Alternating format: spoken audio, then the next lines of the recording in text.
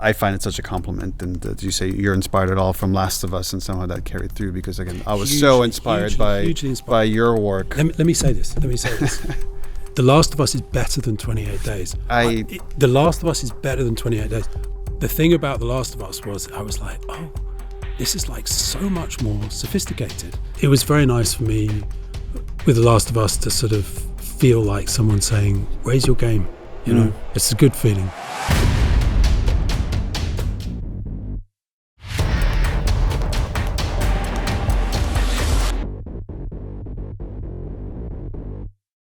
I started out long time, like 30 years ago as a novelist. Then one of the books got made into a film, and I sort of saw the collegiate atmosphere of filmmaking, and then I started writing screenplays. I wrote screenplays for a while. This was The Beach? The Beach, yeah, that's right. And then, wrote a screenplay, which was 28 Days Later. Wrote screenplays for a number of years, and then started directing, and have also worked a tiny bit in comic books and a little bit in video games. I'm a big gamer, and I'm one of the various reasons I'm so thrilled to meet you, being such a fan for such a long time, and have ended up directing and then going back to writing, and like who knows what the future brings. I am constantly surprised by how much more similar all of these things are than different. I think you or I possibly could, for example, write for the theatre, say, and it would involve some learning, but a lot of the mechanics, narrative, character, how themes are integrated, how motivation is sort of transferred through dialogue or action or whatever, I think they'd be the same. It's certainly the same in prose as it is in filmed narrative. There really isn't a difference that I can see. Obviously I started on the game side, and I remember when I was on set for season 1 of The Last of Us and watching the director work, and I'm like, oh, this is so similar.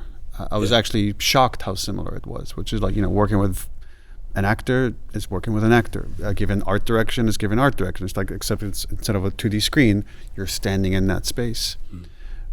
But I'm fascinated often by the differences, and I'm actually curious how much, you said. Tell me about the differences, because I clearly sort of failed to see them. But like, what are they? Well, I'm sure you're right, but. At least I come from a very specific genre of games, and they're action games, character action games. And there's this tension in a game where if you have, like, let's say 2 characters sitting and talking, the player wants to get back to the action. So you can only do that for so long before you got to give them that action. And that's why in The Last of Us, for example, the Bill sequence works very well in the game, because you're fighting the infected with Bill, getting to know him through that action. And I think if we had adapted that exactly as is for the show, it would have been maybe a thrilling episode, but dramatically would have been a lot less interesting than where we've ended up, which we changed it quite a bit. Just let me ask about this. Yeah. So what, in a way, what you're saying is that within a cutscene of a game, you have a kind of ambient sense of a ticking clock. Yes. And you I can't let this stick around too long because interaction is required. Interaction. I mean, you could, but that's the thing. You could. These are choices. Exactly. These are choices to be made. And there's a ticking clock in a screenplay, isn't there? Sure. And then you discover maybe there isn't, and how far can that get pushed? I understand exactly what you're saying, and I think what you're saying is true. I recognize it. Whatever it is, you found exactly the right balance. And one of the things that Last of Us did extremely well, I really would like to talk about Last of Us, because I found it genuinely fascinating as a gamer, but also as a writer, was that nothing outstayed its welcome. And there was this very complicated, seamless flowing between cutscenes and action, but the cutscene would bleed into the action, just as you've described. And so that was like, whatever it is, you seem to do it incredibly well. just sort of supernaturally well. Appreciate that. What Last of Us did, from my point of view, was it demonstrated something that I, as a gamer, so I was born in 1970, have played video games since, I guess, close to the beginning. Like the first game I played was Pong, and just sort of moved up through the decades and times and stuff like that. I had thought that they were a good vehicle for narrative, proper narrative, adult narrative, with themes and characterizations and as much sophistication as you'd find in a book or a film. And there was, for a long time, a kind of received wisdom within the game industry that I was aware of, which is that it was essentially anti-narrative. Narrative belongs to other mediums. What's special about our medium is that it doesn't have narrative. And that was actually kind of almost ring-fenced and protected, weirdly, for quite a long time, it seemed to me. But what you did, there's two games that I see as having absolutely just fully demonstrating that narrative is fully within the gift of video games. It was Last of Us and BioShock, which had proper narrative twists within it, as well as themes and sort of like a political discussion about Ayn Rand and stuff like that. And what I would like to know, truly like to know, is how did you do that? Did you say to yourself, you know what, nobody's doing this, I'm going to do it, watch this? Or were you blocked? Did you have to fight to do it? Just what happened there? Some of it is just luck. So you're right. It's not luck. Well, anyway, luck is part of it. Okay. Right place, Modesty's right time. Part of it too. Apparently. Right place, right time. Yeah. But yes, there are these people that even within the game industry have said narrative is just an obstacle to what games truly are. It's like these, like, I think Miyamoto might have even said it. He's one of these people I admire, like created Super Mario Brothers. For sure. I believe David Jaffe, who created God of War, gave that talk. He said he came to the realization of that they're just not a good vehicle for really emotional storytelling. God of War. I'm going to show my ignorance here, but when I think of God of War, I think of the more recent incarnation, the last two. Yes, those were directed by, the 2018 reboot was Cory Barlog. David Jaffe created the original. I see. So that's when the story arrived. Yeah. They've got good stories too. Anyway, yeah, sorry. But I never bought into that because I grew up, I played games as far as back as I could form memories. And, I grew up on like a lot of these Sierra adventure games. So like some of my favorite narratives were in games, like The Secret of Monkey Island. Yeah, right. And Secret of Monkey Island 2 has, to this day, my favorite ending of any video game. And my favorite ending of a lot of just stories in any medium. So I've always believed games are capable of so much more than people are giving them credit to. And then I played Half-Life 2. Oh yeah, that has a terrific story, and it was doing, I thought, sort of literary allusions within it as well. It had a kind of literary sensibility, and it trusted the player to put the pieces together. It didn't hold your hand and say, "Okay, this is how the alien invasion happened." Like you're kind of like, And I remember playing that game, and there's this moment where I'm walking with a character. It's Alex Vance's father, and he's talking to me, and I turned the camera, and he winked at me. Brilliant. And again, even that sentence, he winked at me, is a little strange. And it's like, oh, I could have missed that. Yes. And there's something really special to that, of like, I could have missed that wink. Yeah. And it made me connect with that character in a way that's very difficult for a passive medium to do. I think it has to do a lot more heavy lifting to what this little moment did. I just got to interrupt your train of thought for 1 minute and then just go back to it. I had a very similar moment. I think actually it was in Last of Us 2. I was driving down a road, stopped the car because there was like a building, and I thought I'll go and look in that building. And in the building there was like a view to like a lighthouse or something. And when you looked at it, you saw this guy with a briefcase walk along that was a sort of recurring motif. And nothing made me stop there. Something did, actually, because it exists. And so in a game, as a gamer, you tend to explore the things that are there. But it also would have been so easy to pass by, and I thought that was magical and eerie, and something that games can do that the rest of stuff can't do in that way. Anyway, I just threw that. Well, it was a similar experience. I guess maybe I should make this longer story shorter. I ended up at Naughty Dog. I ended up working on initially the Jack and Daxter series, and then the Uncharted series. I was lucky enough to design and work on Uncharted 1 and 2. And then there was an opportunity to do a new game, and I had happened to be working on this thing way back from school. We had a school project where we had to pitch game ideas to George Romero. Oh, right. Of Night of the Living Dead fame. Right. And I had pitched it. Like you actually had to do it? Actually had to do it because our professor was friends with him. So he came by the studio, and I pitched the story of like, here's this, it was a cop at the time. Here's this guy that lost his daughter. Here's this girl. It was very inspired by the game Eco. I don't know if you've played that. The dolphin one? No, ICO. Oh, yeah. Ico. Ico. Yeah, I don't know how you pronounce I don't it, so either. I'm probably That's also an awesome game with the little kid and the girl. And the girl. Yeah, and the fantastic mechanic where you hold the hand. And so I lifted a lot of the mechanics in the pitch. I'm like, okay, here are some of these mechanics. I was so inspired by that game. I'm like, look how it's using mechanics to tell a story. Right. I pitched it to George, and he hated it.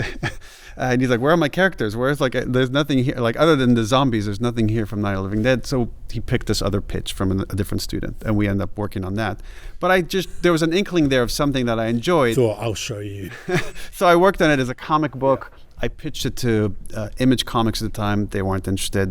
They had their Walking Dead. So I just sat on it. And then the luck part is like, I happened to be, we just had all the success with Uncharted 2. For the first time, we're going to do 2 projects. And we're like, what's the other project going to be? Is it going to be a Jack and Daxter reboot? I'm like, well, I have this thing I've been working on. What if we try to do this? And then it slowly got like traction and within the studio. And before I knew it, I was like writing and being creative director on this thing. So that's the thing. Okay, that's a really interesting history. But there's another dimension to it, which is not included in what you said, which is the level of ambition when it comes to characterization and storytelling. So something else arrived, because you could have done everything you just described and then sat within a more normal, as it were, narrative but less narrative video game structure, where it's like this guy has to help this little girl get to here, and then it would just be a bunch of levels and eventually you'd do it. But you suffused it with this so much, the thing much we did that was complex. different from most how games were built at the time, even within Naughty Dog, is we said, let's figure out the entire story before we make anything. And like, so we know the beginning, middle, and end, because often, now it's different, but back then, the way games were made, you would make these levels that were cool. And then you'd say, okay, now let's let the writer in. Okay, how do we string these things together? Just put and that's why you often don't get a very good marriage of story and gameplay. Where we said, no, let's start with a story and then these gameplay prototypes. And really there's an intention there. And the intention was unconditional love. How, like this thing that, people have kids know it more than anybody. That you would do anything for this person. And I was just so intrigued with this notion that exists within all of us. It's easily very universal. It turns on as soon as you have a kid. How do we make the player feel that?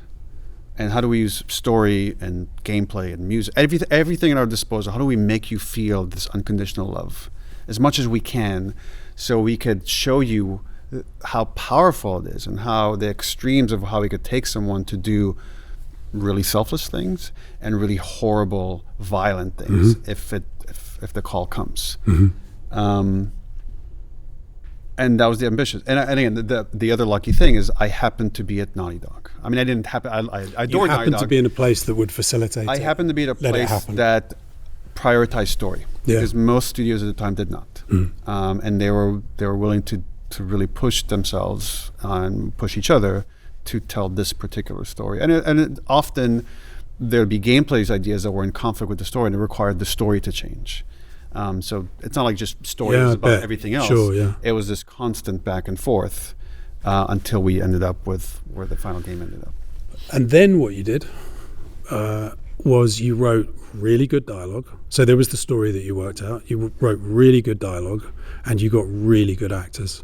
And it came alive. So the other thing that would often happen with cutscenes is essentially they'd be campy or they'd be crap. Yeah. Like you'd go along with it because it was there and you couldn't if you press X, it doesn't bypass it or something, so you go along with it. This was like wholly different. I don't know where it existed at that level. I mean, I can see versions of it in other games, including Naughty Dog games. I can see it, but that was like, it's as if the writing, the direction, the performances could have walked straight out of the game and into any level of film you asked it to be. And as a filmmaker and a gamer, that was stunning, absolutely stunning. Paradigm. Actually, I'll say a little bit about this, and then I'm curious how you got into directing, because my path, I didn't think I could or should do it. And initially, we were going to work with this one guy that directed the Uncharted cinematics, and it just totally wasn't right. So we're like, let's hire someone else. And I'm like, I don't know how to hire a director. So I took a directing class so I could learn what the director does, so I could interview directors. And we brought a few people in after I did that, and I'm like, what was the that was teaching you about why you're on a close-up or a mid or a wide? No, it was actually an acting class. It turned out to be an acting class. It was, and it was really about how actors think. And it really broke this notion of, I used to think directing is, you have this image in your head, and you take all the pieces, almost like you have a transparent image, like you kind of like line them up until they line up with your image, and like, that's directing. And it turned out that's really bad directing. Directing is having like an emotional vision or emotional core, and working with other collaborators, being open to the ideas they bring, and being inspired back and forth by that collaboration to find this honest truth that you can find on your own. Agreed. That's what I learned in that class. That was my biggest takeaway from that class. It was like, it kind of shattered my notion of what directing. It was great. It was one of those like highly, I don't know how you feel about Robert McKee, but that was another one of those really. I don't know anything about him. But it was. I mean, I've heard of him, obviously. It was kind of like just breaking how you think about story and story structure, and it's like Hero's Journey or something like that. It's actually less of that, and he's more just what makes a scene turn, and like making sure there's conflict is the fuel of story, and kind of notions like that. But anyway, that process made me question, like, why am I trying to bring someone else that I'm going to talk to them and then they'll talk to the actors? Why don't I just talk directly to the actors? And I was surrounded by people that supported the idea of me doing it, even though I've never done it before. But my feeling while I was doing it was like, they're never going to let me do this again. So let me do it my way. So when I fail, at least I know I made something that was great for me, even if it wasn't great for anybody else. And then it turned out to be successful, and I was able to do it again and again. But I'm always, it's funny, every time I direct, that's when I have the most imposter syndrome. And I'm like, this will be the last one. This one will be the last one. So let me make sure it's the best I could do. You should have imposter syndrome, because it is a sort of imposter state, I think. Like, one thing is, having come from the film industry where directors are completely unreasonably deified, they're craftspeople just like all the other craftspeople, but we have this idiotic prefix of a film by, which I find very sort of pompous and silly, really. But all I can say is you seem to have immediately reached exactly the right conclusions. You just got there super fast. But the interesting thing about it is, having reached that, how successfully you were able to execute it. And I think it should demystify some of the process, that the application of careful thought and nuance and some subtle thought, for sure, but not necessarily magic. Well, the other thing is iteration. Often you get it wrong. You have theories, and you're trying things, and that's what goes back to what maybe we were talking before this thing even started about. Just being open to other ideas. You're working with really talented people around you, and often they'll pitch an idea that doesn't feel quite right. Yep. Like, let's play it through. Let's see what it does. Yep. Yeah, totally agree. So I got into screenwriting. So to go back slightly further to my adolescence, I think lots of writers practice writing or know they want to become writers or something like that as they're teenagers. That was not me at all. What I liked doing was drawing. I wanted to be a comic book artist or an illustrator or something like that. That was my thing. My dad was a cartoonist. That's really. I was in the same boat in high school. I wanted to be a comic book artist. Right. Yeah. Well, it's useful. I'm not surprised actually, because it was helpful. clearly helpful for you, thinking visually and being able to understand composition, just you know, in this particular sort of filmed or cutscenes narrative thing, or actually anyway, yeah. So definitely useful to think in visual terms. So I didn't always want to be. I didn't want to be a writer at all. It didn't cross my mind. When I was in my early 20s, I drew a 62-page comic book.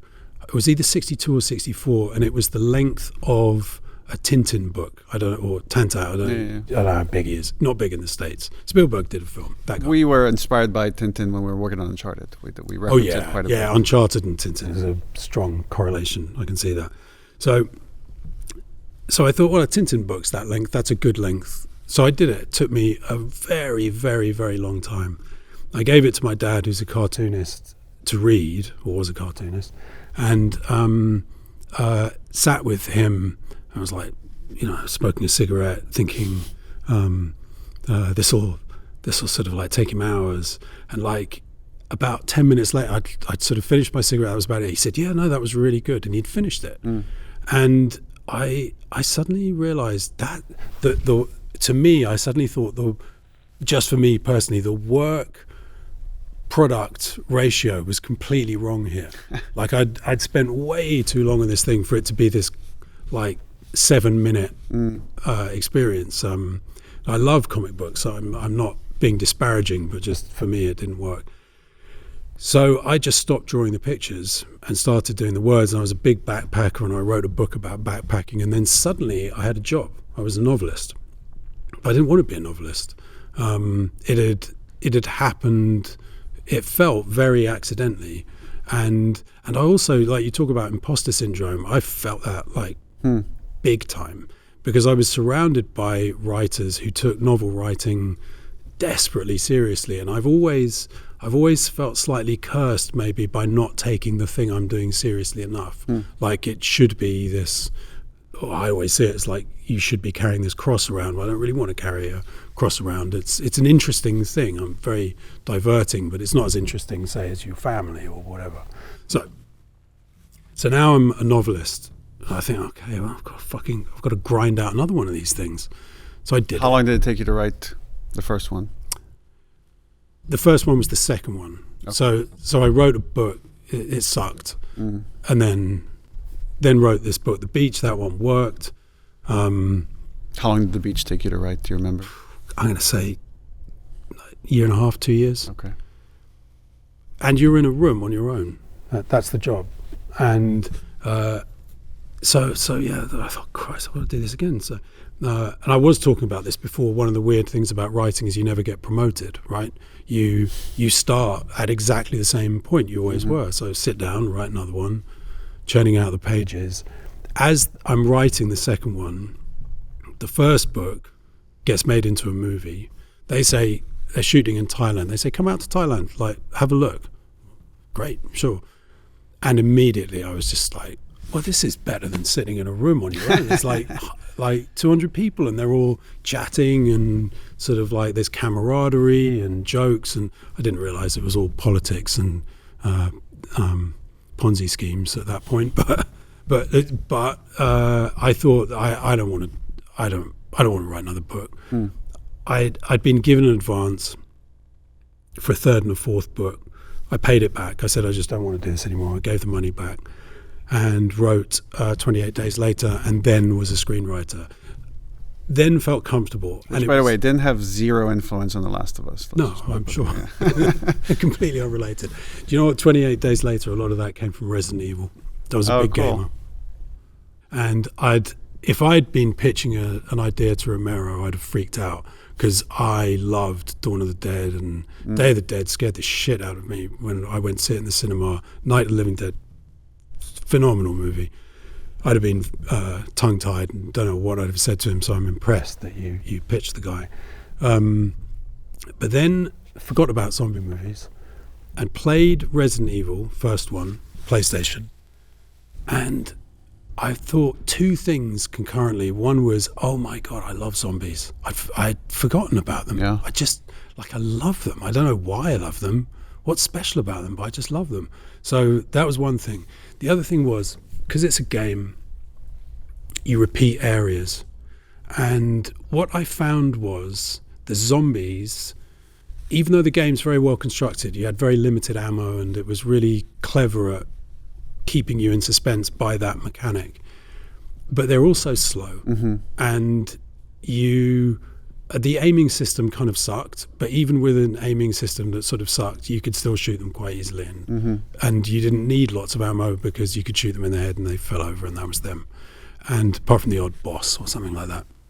But there were these dogs, and when the dogs came for you, it didn't matter how many times you'd been through it, that was always heart-pounding within a sort of game context, because you never knew if you'd be able to shoot them before they got to you and took away some of your precious health.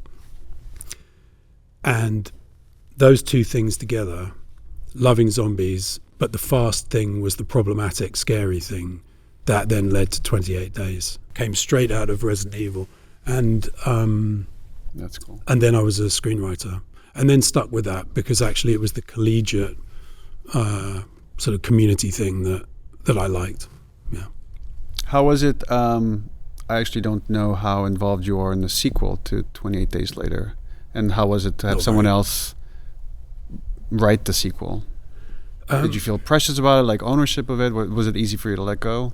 I think because of this route that I went through, where it had not been my burning ambition since I was 12 years old, which always surprises me, but many artists know as a 12-year-old exactly what they want to be in.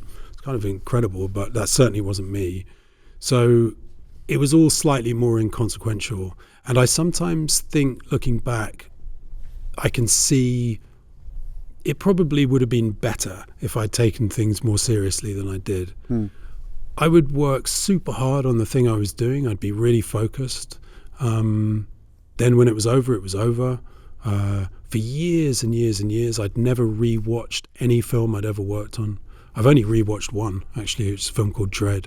And never revisited a book or any, so that other film why is that? So this happened, right? So I write The Beach, I'm like 24 or something, and it came out, I think I was 27. And I went into a bookshop and saw it, deliberately going into a bookshop in order to see it, and was expecting that I would have this kind of extraordinary electrical attachment to the book and feel pride and a sense of achievement and sort of, I don't know, just good stuff. And I felt like close to nothing. It was like something, not like my child, but like a sort of cousin's cousin who you met at a wedding 10 years ago or something. It was very, that thing is what it felt like. And actually it was very disappointing in a sense, but it was also liberating. So I don't know, in the end, I don't know if it was a good thing or a bad thing, but so 28 weeks later, I was like, yeah, sure, okay, make it. I came up with some story ideas. That was it.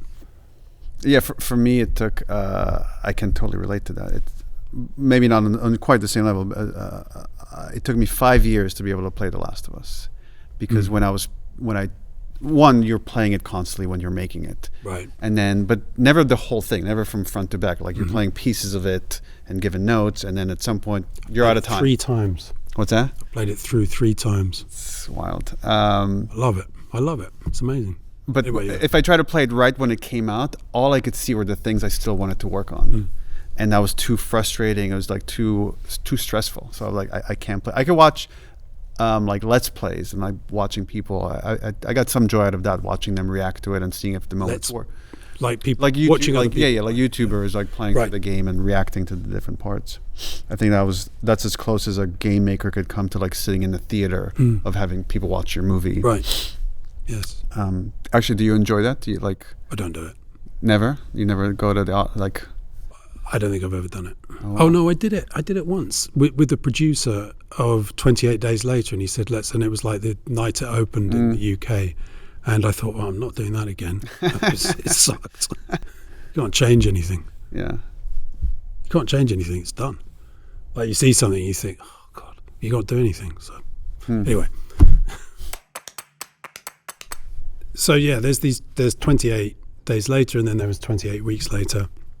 And I guess it's implicit in the title. You could have done 28 months later, and probably for like a couple of every years. time permutation. Exactly. Yeah, 28 and a half months. So we kind of, every now and then we talk about it. I stopped what I was writing. So I did another film, Danny Boyle's Sunshine. Then I was like, I'm going to work with some other people. And then I ended up just directing myself, and it just sort of went away for a long time. And then years and years and years later, I had this really odd idea, which was a sort of, I don't know, I think there's always something slightly irreverent or slightly punk somewhere in what I do, and that's being a child of the 70s, I'm sure. And I had an idea where the heroes were Chinese special forces, and the UK had been quarantined, and China had discovered that the virus had been weaponized. It's all coming back to me now. China had discovered that the virus had been weaponized. In order to protect themselves against that weapon, they needed to get to the lab in the UK where the virus was created, because if you had the source virus, you could create a vaccine. That was the idea, sort of pre-COVID. And Danny Boyle read it, and he kind of said, yeah, okay, yeah, I sort of want to do this, but I know Danny very well. I've known him for years and years. And I could see he didn't really want to do it at all. And then I was thinking, why doesn't he like it? And I thought, oh, because it's just not that good. That's the reason. I see the problem. And so then I thought I should be much stranger with this, much odder, much stranger. So I came up with a completely different story, which in truth has a Last of Us connection. And this is one of the odd things, is the degree to which we ever exist independently of narratives that precede us. And Last of Us had such an impact on me. I'm not surprised that, and so it's a sort of reverse of it. It's actually more like Ico, or how did you pronounce it? Eco. It's more like that, where you have a child leading their parent across this landscape. So a sort of inversion maybe of The Last of Us. Not to find a cure or anything like, well, not to find a cure for infection, but because the mum is not well, and there's a GP, and if they can get them to the GP, then so that became that. Did you find in this new version you had like a better philosophical core, or like some better theme that? It was just more interesting. Yeah, it was just more interesting. It was more. The good thing about genre is just all the free gifts it gives you in terms of what you can subvert. You can use shorthand to get to things very, very quickly. And then you can mess with them. And if you mess with them and you do it well, not saying I always do it well, but if you do it well, then it's inherently surprising, because people understand the rhythm of the genre, and then you've broken that rhythm, so then they feel surprised. So it was just a more interesting narrative. That was it. It's really a family story. It's a mum and a dad and a kid. There was something about that. Was your approach any different, that it's a sequel? I was just like, what would interest, in a way, what would interest me, also what would interest Danny, because I'm playing a different role. I'm not the director, and I was pleased not to be the director. I'd been the director for a few years, and I was sort of done with it in various ways, and so. Yeah, I can relate that as well. These days, I find joy when there's a task and I'm not in charge of that task. I'm like, yeah. You can just like exhale for a little bit. So I've just done something interesting. I just co-directed, and the other guy, Ray, he did all the interaction with the actors. I was really just thinking about camera and stuff, but he was that guy, and I found that made the job a lot easier. Well, that's kind of like the relationship I have with Craig on the show, which is we're kind of like two parents, but I'm the parent that's more away, so he has to deal more with the day-to-day kind of raising the kid. But there's a certain joy I'm finding of like sharing the burden. Well, it's why this auteur word is so fucking stupid. I mean, there are auteurs. Wes Anderson, he's an auteur for sure, but usually it's not. But even him, you're going to make the argument that it's still such a big. There's no way all the ideas are his. I agree. There's this guy Lucas Pope who did this game Papers, Please. Now he did Fantastic. the art, the programming, the music, but even that one he works with his wife who did some of the programming and some other stuff. So even that, it's a very loose argument. I don't know why we're so uncomfortable with the idea that you can have artworks, if you want to give them that name, that are made by a group of people. I don't like. But people obsess, even within a band. They want to know, but who's the real right? Who wrote this song? Who is it Lennon or McCartney? but of course it's actually all of them. It's all of them. It's always all of them. It's you remove one, and it depends where you move them in the chain, I guess. It's but there'll be an impact, whether it's small or big. It's not going to be the same. It's a certain chemistry. Sure. It's got a bit of sort of. Chaos theory in it, I'm sure. Like if you change the runner, it could end up being a different film. It's anyway. Agreed fully. But it's I find it such a compliment, and as you say, you're inspired at all from Last of Us, and somehow that carried through because again, I was so inspired by your work. Let me say this. The Last of Us is better than 28 Days. The Last of Us is better than 28 Days. Or at least the writing is. I'm not going to talk about the directing. That would be a silly thing. So it would sort of be, So not that. I know what 28 Days is. I know what I did. I know what that process was. The thing about The Last of Us was I was like, oh, this is like so much more sophisticated and moving. It was moving. And I'm not dissing 28 Days. I'm very proud of it. It's a nice part of my sort of life. But seriously, Last of Us is another level. So of course I was influenced by it. I was like, shit. I think you were saying something about modesty earlier. Right. But there's a direct line between the fast infected and the infected in The Last of Us. All right? It's they're sick. They're not rising from the dead. They move quickly. There's a direct line between Act 3 of 28 Days Later, and again, maybe it's this Einstein quote of creativity is knowing how to hide your sources. Right. But it's Act 3, there's a direct line between that and David in The Last of Us. Cool. Yeah. That's nice, right? That's nice. I'm very pleased to hear that. I also, it's also nice. It was very nice for me with The Last of Us to sort of feel like someone saying, raise your game. It's a good feeling. It's sort of encouraging somehow. Yeah. Well, you ask also with Last of Us, part of one of the things, there's sometimes you experience a certain piece of media that is so good, it makes you angry that you weren't part of it, and there's certain 28 Days Later is one of those. And it also made me feel why isn't all the zombie games or all the kind of horror games are often very campy. We talk about Resident Evil. I love Resident Evil, but it's so campy. And a lot of the other games in that genre, at least at the time, were super campy. And I remember as well when I saw No Country for Old Men, had that feeling. When I saw, what's one more recent one? Civil War. That's another one where I saw that and I'm like, this would make an amazing game. Just the mechanics of being a photographer and going across the country and heading into danger, but there's something familiar and yet very unfamiliar about that journey. I don't know if you think about it this way. And actually, I'm curious how much, having started from novels, do you find that you have a novel writer's mindset when you're writing? I've got a comic book writer's mindset. In fact, it's all drawing for me. And still, actually, if I'm on set and there's something I want to describe, I'll often draw it because it's quicker. It's actually quicker.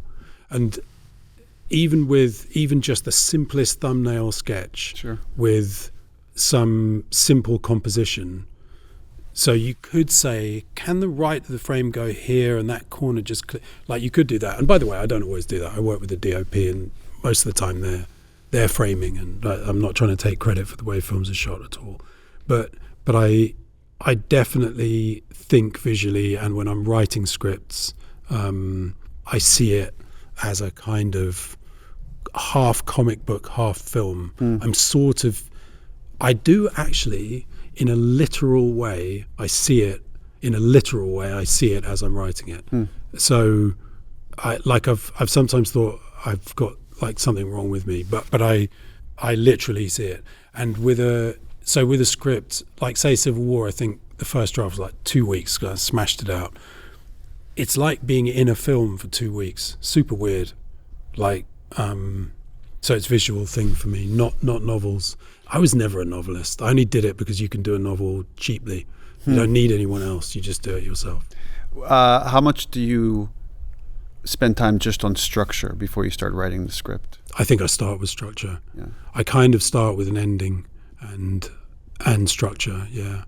Does it take you a while to get to that ending? Like, are you going through a bunch of iterations of the whole story and then figure? That's what happens with me. Like, I find I'm doing several passes of the whole story, and all of a sudden, like, oh, this ending is interesting. Now I have to change everything beforehand and kind of work backwards from that ending. That wouldn't probably happen to me because, so the way it would work is, say, so a few years ago I did this TV show, Devs. So there'll be a subject. I'm interested in a subject. So Devs, the subject I was interested in was free will. Is there free will? That's it. And then investigating that leads you to read about different interpretations of physics and the way quantum physics works and probabilities and all sorts of, but it's always trying to like find out, is there free will? So there's the subject that I'm super interested in. And then the ending occurs to me, which is to do with someone who's in effect made a sort of conceptual version of a multiverse occur within a computer system in order to reconnect with another future that he does not have in the universe he exists in at that moment. And then that, on top of that, becomes a deep suspicion of tech bosses. Probably you're closer to that world than me because of games, but this deep sense, this real concern that everyone acts like they're geniuses, but basically they're entrepreneurs, and sort of really worried about the allocation of power and stuff. So really what there is there's an ending, and there's a lot of themes. There's tech boss entrepreneurs, there's quantum physics, there's free will and stuff like that. And then the structure of the story is how do these preoccupations play out? Often what happens is it sat with me for 6 months, and then literally I'm doing the washing up and the story just goes dum. It's sort of spat out of your unconscious, and little did you know your brain was saying, and then he finds the USB stick, and I didn't know I was thinking about that, but it turns out it was, and it all just arrives really as a narrative. And from that point on, to be honest, better or worse, I don't really change it. It is what it is. I've been working on this project at Naughty Dog for 4 years now. We just announced it. It's called Intergalactic, the Heretic Prophet. It's our venture into more sci-fi stuff. What kind of sci-fi? Like, I mean, obviously I know you, but is it like, you talking deep space? Are you talking about, is it earthbound? It's not earthbound. It takes place 2,000 years in an alternate future that deviates in the late 80s. Wow. And we spent like years just coming up with that timeline, and it's dealing with, it's funny, it's like I joke about this with the team. It's like, oh, we made a game with The Last of Us 2, we made certain creative decisions that got us a lot of hate. A lot of people love it, but a lot of people hate that game. Who gives a shit? Exactly. So the joke is like, you know what, let's do something that people won't care as much about. Let's make a game about faith and religion. So there is just, we not only in this alternate history timeline, we've made this where the timeline deviates, this new religion becomes pretty prominent. And then we spend years just building out this religion of like from the original prophet all the way how it gets like changed and sometimes bastardized and evolves over all these years. And then like all these people from this. How many? You said 2,000 years. 2,000. Coincidentally, 2,000 years. Coincidentally, 2,000. And this whole religion takes place on this one planet, and then at one point, all communication stops from this planet. Nice. And you're playing a bounty hunter that's chasing her bounty, and she crash lands on this planet. And it's, and I really wanted to make a game about faith and religion, but also about this. It sounds just being awesome. lonely. So many of the previous games we've done, there's always like an ally with you, and you're talking. I was like, I really want you to be lost in a place that you're really confused about what happened here. Who are the people here? What was their history? And in order to get off this planet, like, again, no one has been heard from this planet for 600 years. So if you ever have hoped to have a chance to get off, you have to figure out what happened here. There are so many questions I could ask you, but I'm not going to, because it would put you on the spot, I think.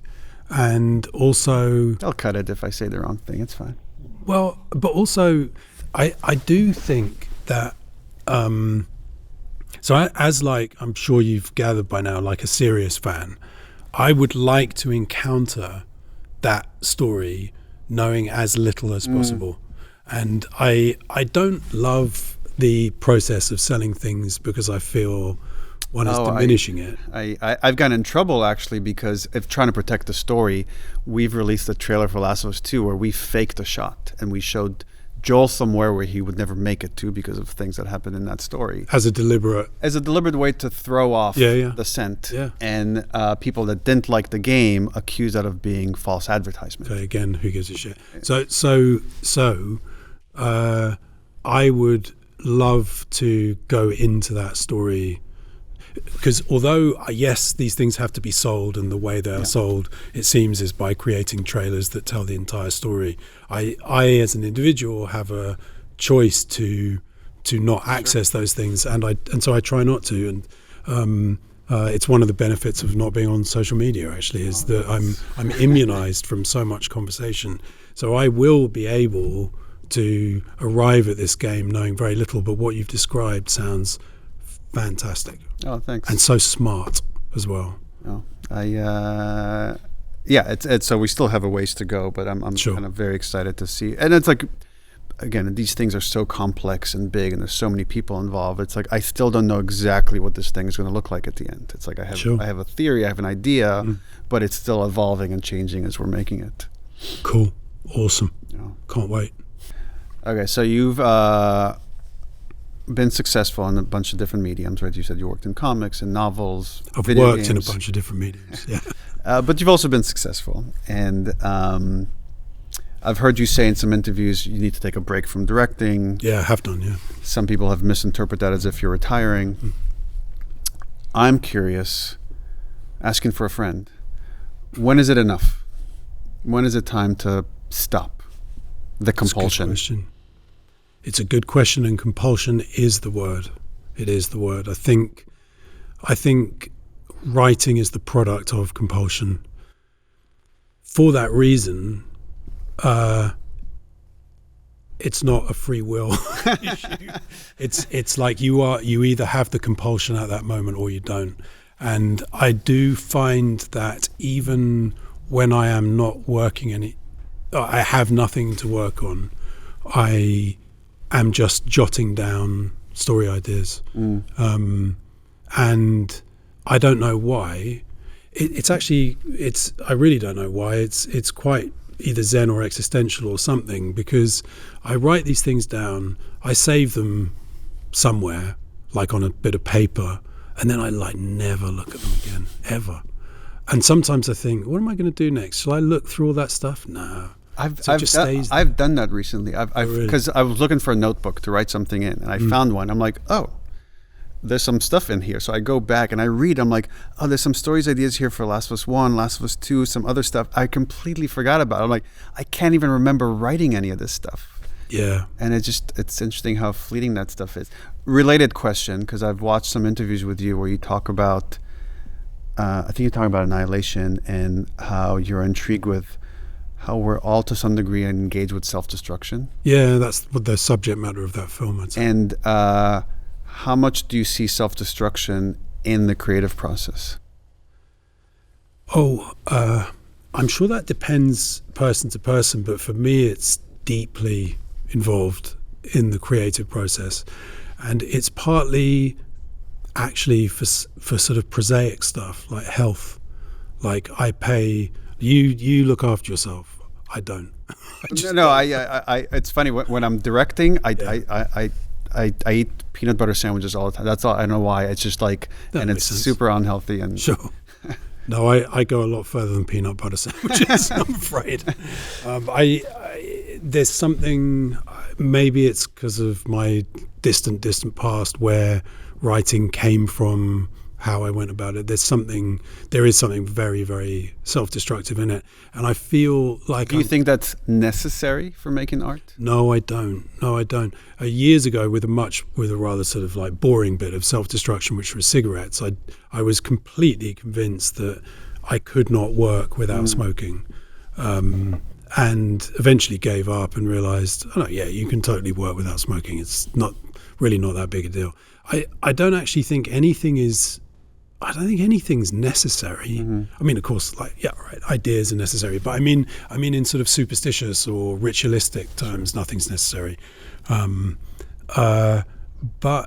that thing I said where I said I'm seeing the thing, and I don't know if it's possible to convey like the degree to which that's true. Like I can look at it. It's really odd. It's a hallucination. Tell me if you've experienced this, because sometimes I'm so inside a scene.